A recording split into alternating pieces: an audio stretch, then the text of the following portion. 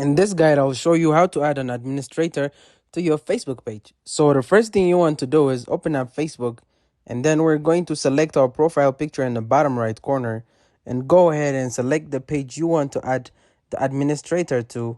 So I'm going to switch right now, and now I'm going to select my profile picture in the bottom right corner again, and I'm going to select the settings cogwheel in the top right corner.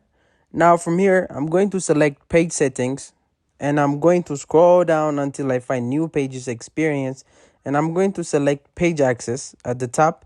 Now beside people with Facebook access, we're going to select add new the blue text, and I'm going to press next at the bottom, and from here you want to search for the person you want to give administrator access to.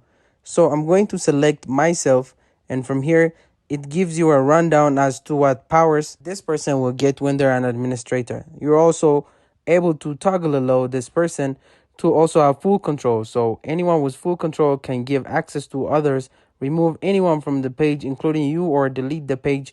So only give this to people that you only trust.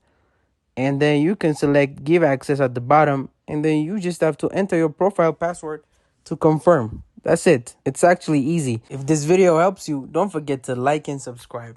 Thank you, guys.